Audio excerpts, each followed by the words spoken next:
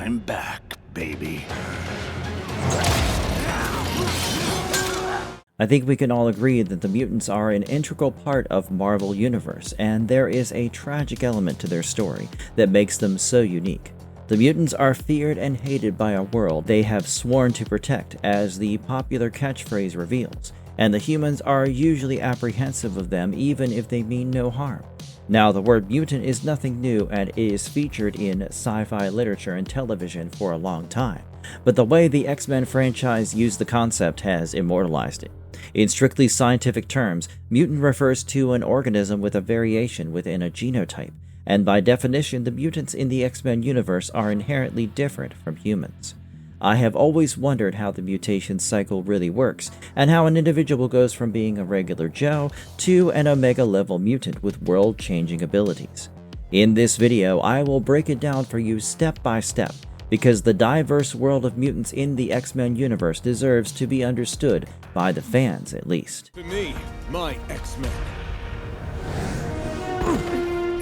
What is the origin of mutations? In order to understand the origin of mutations, you need to know a little something about the mutant history. Avengers Volume 8, Number 5 has reworked a lot about superpowers in humans, including mutants. The story goes back about 2 billion years ago. The mutant civilization of Threshold was created after the Marauders traveled back in time and used the seed containing the genetic materials of the massacred Genosians.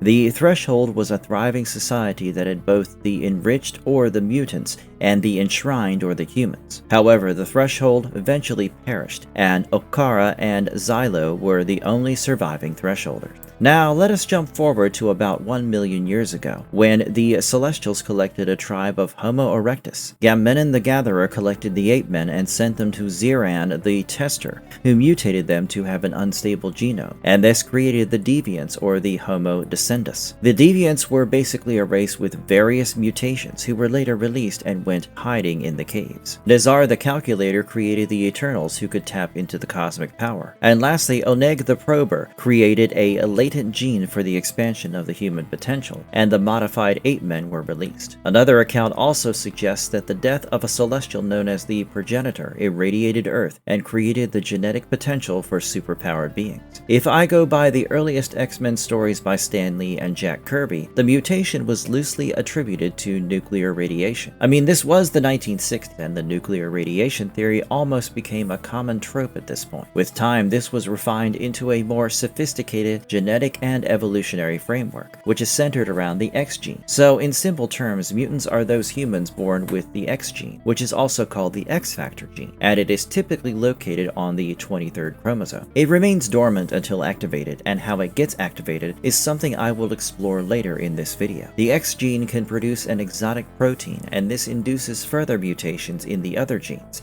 which results in a wide range of power. Beast explains this directly to his students in Wolverine and the X-Men Number 5. The gene sits dormant, producing nothing until activated, which is why 2 mutant parents can occasionally produce a baseline human child, like Graydon Creed, son of Mystique and Sabretooth. If you consider mutates like Spider-Man and Hulk, their powers come from external exposure, but the mutants have innate genetic mutations from birth.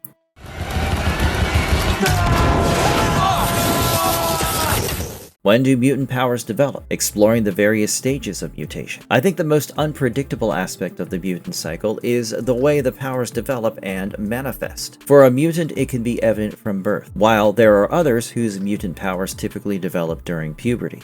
The timing varies considerably depending on various factors. In some rare instances, a mutant can develop the mutation even later into adulthood, and some of the powerful mutants like Magneto have a similar story. So let me quickly break down the whole system for you, from the time the mutation first manifests to the secondary or tertiary manifestation that follow. Primary manifestation. When I think of primary manifestation, the stage that comes to mind is the onset of mutation. This is when the mutant powers start showing themselves, and the situation is often triggered by some extreme event. As I said before, it is quite common for the mutant powers to first show themselves when an individual hits puberty. This is probably because of all the hormonal surges during this time, such as adrenaline and dopamine, which might act as triggers for the X gene. Of course, primary manifestation can also be much earlier, such as from infanthood, as we have seen with Nightcrawler. Rare cases show powers active before birth, most notably Franklin Richards, whose reality warping abilities were detectable in utero. This is an exciting stage for a mutant, but there are far too many instances when the first manifestation of power has resulted in a tragedy. Often the young mutants don't know how to control their powers, and we have seen story arcs for someone like Rogue, who had to endure a troubled childhood because of her powers. The powers can sometimes flare up or show themselves when the mutant is subjected to extreme stress. If they are subjected to violence or watch their loved ones die, the trigger factor might work wonders, because such a trigger is basically the hormonal surge that triggers the mutation.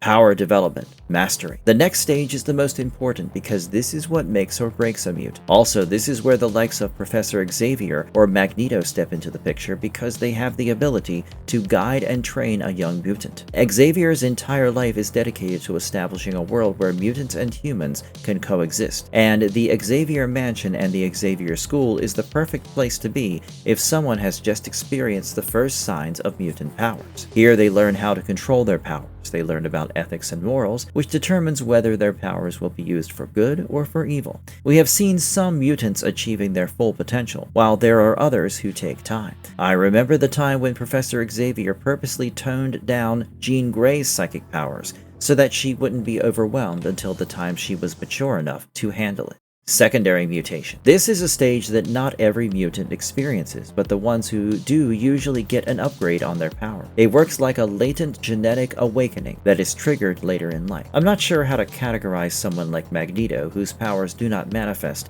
until adulthood. We have a few cases of mutants whose powers remain latent until an external force triggers it, and this could be anything from technological intervention or extreme trauma. So, even though this is not common, there are cases of mutants who discover their powers only when they are deliberately activated. Among the mutants who experience such secondary mutations, the first name that comes to mind is that of Emma Frost. Her diamond form is a secondary mutation that manifested during the destruction of Genosha, which was a severely traumatic event. This triggered her body-wide transformation ability, and her body became nearly indestructible. She could withstand extreme forces and resist from physical attacks, and even her superhuman strength was enhanced. In this state, she does not produce fatigue toxins and does not tire or need food, water, sleep, or oxygen. However, in her diamond form, her telepathic powers were suppressed and she felt no emotion. Even Beast underwent a similar secondary evolution when he developed a more feline personality and his body became more cat-like, with sharper claws and enhanced senses, and more pronounced facial features. This happened during a period of genetic instability among mutants, and this was attributed to the high-stress events during the time.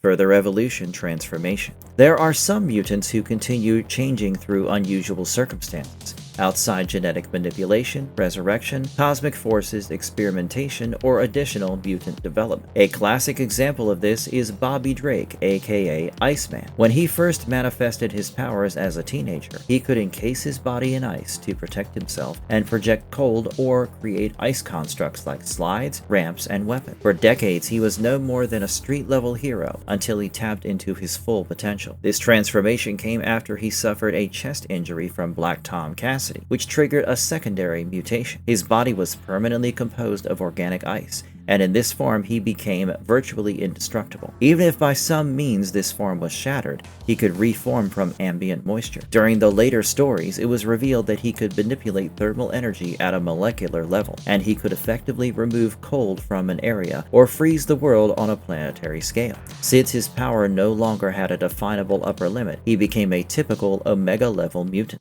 How and why does the X gene allow for so many different permutations and powers?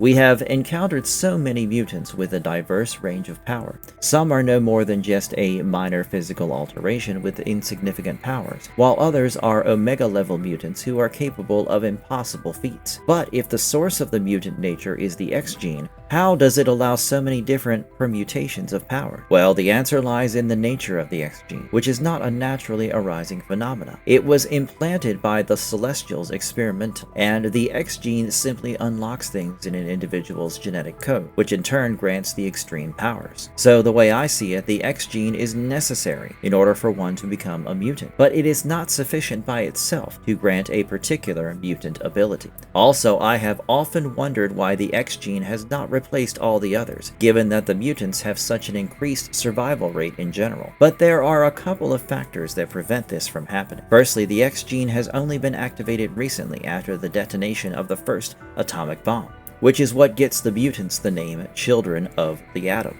Of course, mutants existed before that, but they were rarer. If you consider the history of human evolution, this simply isn't enough time. Secondly, the higher survival of mutants have been countered by various factors, like sentinels, Genosha-like massacres, mutant-hating groups, and other things that they have to endure. While some mutants are nearly impossible to be taken down by ordinary human means, many others are easy enough to be eliminated. What is the difference between mutants and other genetic-based superhuman groups? If I go by the official Marvel terminology, mutants are distinguished from other genetic-based groups like mutates, inhumans, and metahumans primarily by the origin, inheritance, and activation mechanism of their power. As I have said before, mutants are born with the X gene, a unique genetic trait positioned on the 23rd chromosome that remains dormant until triggered, usually during puberty or extreme emotional stress, granting them innate superhuman abilities without requiring external stimuli, making them a naturally evolving subspecies of humanity created through ancient celestial experimentation and interbreeding with early hominids. By contrast, mutates like Spider-Man, Hulk, Fantastic Four are baseline human who acquire powers after birth through external factors like radiation, chemical exposure, or scientific accidents that alter their DNA retroactively. This means that they lack the X gene entirely, and their powers are not heritable in the same way. Inhumans, meanwhile, are a separate subspecies genetically engineered by the alien Kree over 25,000 years ago, possessing a latent inhuman gene that requires exposure to Terrigen Mist to activate their powers, often resulting in more unpredictable and physically transformative outcomes than mutant abilities. And unlike mutants, inhumans typically live in isolated societies like Attilan and follow a ritualistic power activation process rather than natural hormonal triggers. Finally, metahumans possess a metagene that grants them superhuman potential. But unlike the X gene, it usually requires an external catalyst, trauma, accident, or environmental trigger to activate, and metahumans are not considered a distinct subspecies, but rather humans with latent genetic variability, making them socially and biologically closer to baseline humanity than mutants or inhumans. Thus, while all these groups involve genetic modification or variation, mutants are unique in being born with an inheritable, self-activating genetic trait that defines them as the next step in human evolution, whereas mutates are accidentally altered human. Inhumans are artificially engineered beings requiring chemical activation, and metahumans are latent humans requiring external triggers, each occupying distinct biological, social, and narrative roles within their respective universe. How can one lose their mutant ability? I don't think that a discussion on the mutant cycle would be complete without a discussion on the event that some of the most powerful mutants have been subjected to. This is the loss of their mutant abilities, and there is no particular guideline or method to this. As you can imagine, a mutant losing their ability might be devastating for their own safety and identity, but this has happened, and to some of the best in business. I still remember the time Henry Gyrich blasted Storm with an energy weapon that robbed her of her powers. Unfortunately, Forge was the one whose invention allowed this weapon, but he was also the one who comforted Storm during this time. But not every mutant lost their power by external factor. Banshee, the mutant who used his sonic abilities, relied largely on his vocal cords, and after years of fighting, he lost his powers due to stress on the vocal cords. There are many other similar examples, so the mutant powers are not necessarily permanent, and can be lost due to a variety of factors. For instance, the events of the M-Day infamously took away the abilities of a majority of mutants. We all enjoy the X-Men and their adventures, so I think it was worthwhile to learn more about how the mutant cycle really works. It is not a specific type that can be analyzed easily, but there are some common factors like the X gene or a triggering event that make it possible. I hope that the franchise continues to impress us with more of this innovation, and maybe we will have new mutant types or a better explanation of the mutant powers soon enough. Let me know in the comments below what you think of the mutant cycle, and also share your thoughts on someone who you think is a rare exception and doesn't fit into the cycle even though he or she is a powerful mutant. If you appreciate the efforts to bring you this content, please hit the like button and subscribe to our channel for more such videos.